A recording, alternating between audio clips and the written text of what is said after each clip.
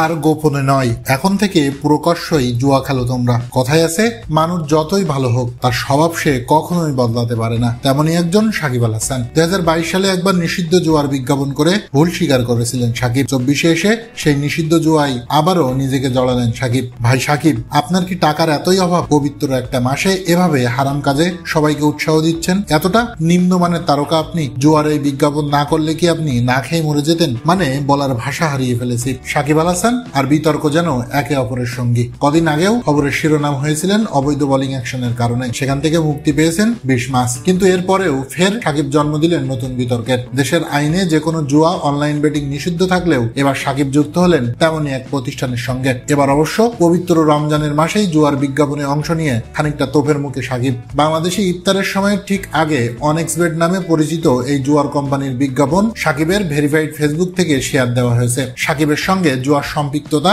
বেশ পুরাতন। এর আগে জুয়ারির কাছ থেকে পাওয়া তথ্য গোপন করে ক্রিকেট থেকে নিষিদ্ধ হয়েছিলেন তিনি। তবে এবারের গল্পটা কিছুটা ভিন্ন। ছাত্র জনতার জুলাই বিপ্লবের পর থেকে সাকিবের দেশে আসা হয়নি। তার নামে হয়েছে হত্যা মামলা, চেক প্রতারণার মামলা, আছে গ্রেপ্তারি পরোয়ানা। সাকিব এখন বিসিবির সঙ্গে চুক্তিবদ্ধ ক্রিকেটার নয়। বাংলাদেশে না থাকার কারণে তাই এমন বিজ্ঞাপনে কাজ করতে বাধা নেই। কিন্তু বাংলাদেশের বিদ্যমান আইনে প্রকাশ্য জুয়া সম্পর্কিত যে কোনো কার্যক্রম নিষিদ্ধ, যে কারণে স্বাভাবিকভাবে চলছে নানামুখী বিতর্ক।